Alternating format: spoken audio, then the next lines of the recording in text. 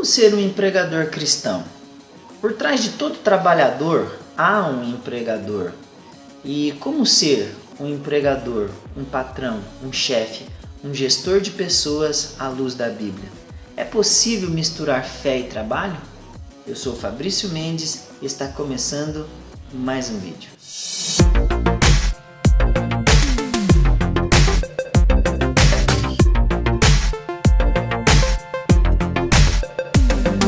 É fato para todos que há uma reclamação generalizada por parte dos empregadores sobre mão de obra qualificada que queira suar a camisa em nome de um objetivo.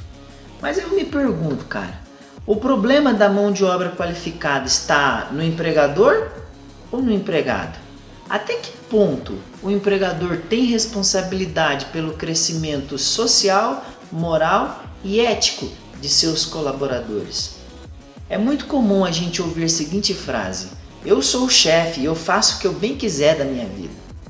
Sabe por que eu te contratei? Sempre contrato as mesmas garotas. Estilosas, magras, é claro. Mas então elas acabam sendo, não sei, uma decepção. Burras. Mas o chefe cristão pode pensar assim? Aqueles que exercem cargos de chefia devem ficar atentos às necessidades dos seus empregados. Segundo a Bíblia e as leis trabalhistas em vigor, há deveres que os senhores patrões não estão cumprindo. Em um ambiente empresarial cristão, deve haver sempre o princípio da igualdade e lembrar sempre que os funcionários são trabalhadores da pessoa jurídica, assim como o chefe ou os chefes, se caso houver, né? Nesse ambiente, vale lembrar a máxima deixada por Jesus Cristo: se você quer ser respeitado, deve respeitar também. Se espera receber serviço, você deve também prestar serviço às pessoas. E Paulo vai igualar patrão e funcionário e deixa bem claro que não pode existir qualquer superioridade da parte do patrão. O patrão salvo por Cristo deve lembrar que, apesar dele ser patrão, mas primeiro ele é servo do Senhor Deus. Se um patrão espera o melhor de seu empregado, deve também fazer o melhor para seu empregado. O problema do trabalho seria resolvido se os patrões e empregados observassem a palavra de Deus juntos. Então, eu deixo uma dica para você que é patrão, gestor de pessoas. Não faça essas palestras motivacionais com palavras vazias que não produzem vida. Estude a palavra de Deus com os seus funcionários, e tudo isso deve ser feito em horário comercial. Ou você deve pagar hora extra para os seus funcionários se caso exceder o horário comercial. Isso também é errado. Ó, Toinho, eu quero um relatório completo desses documentos na minha mesa amanhã cedo. E não me venha com aquela conversa de que não dá tempo. Deixe de reclamar e pare de leseira, que o relatório é mais importante. Ah, quer dizer que você tá achando ruim? Pois peça pra sair. Tem um monte de gente querendo a sua vaga. Assédio moral ou verbal são crimes, podendo haver penalidade jurídica ao empregador que os comete. Por isso, Paulo adverte para parar com as ameaças e as punições desnecessárias.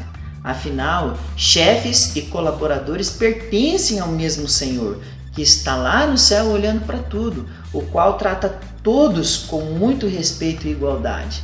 Empregados e empregador precisam ser tratados com bondade e respeito, jamais com violência ou humilhação.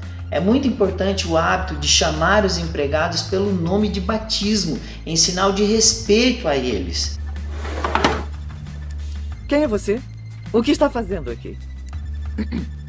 Bom, Nem sempre o que é lícito nos convém, compadre.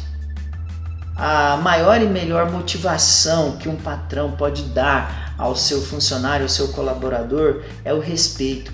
O empregado motivado e respeitado, ele vai produzir muito mais. A autoridade que Deus depositou sobre os patrões é uma oportunidade para servir e cuidar, e jamais para oprimir ou ridicularizar. Burras. Tinha esperanças. Meu Deus, como tinha. Você acabou me desapontando mais do que qualquer uma das outras. Eu fiz tudo o que estava ao meu alcance. É só isso. Explorar o empregado diante da sua condição de empregador é um grave pecado. E quanto ao salário, o chefe deve pagar o que vale a categoria.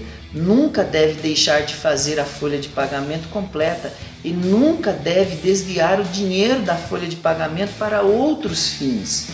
É muito comum hoje em dia a gente ver muitos patrões ostentando vidas luxuosas e deixando de pagar o salário dos funcionários. Um patrão nascido de novo, ele fica atento ao salário das pessoas que são os seus colaboradores. Tanto patrões como empregados precisam se ajoelhar diante do mesmo Senhor, que não faz diferença entre as pessoas. A grandeza de ser um gestor está em servir os funcionários com alegria, como se estivesse servindo ao próprio Deus. O patrão que se esquece que tem um Senhor lá no céu, ele fracassa. Então ouça e valorize os seus empregados. Se alguém, meu irmão, não está qualificado para fazer o trabalho, siga os procedimentos legais, demita essa pessoa, mas não fica aí ameaçando constantemente. Isso é crime, isso vai te dar problema, cara. A boa gestão cristã é baseada no respeito mútuo e submissão, e não no medo ou na intimidação. Você ficou com alguma dúvida? Escreve para mim.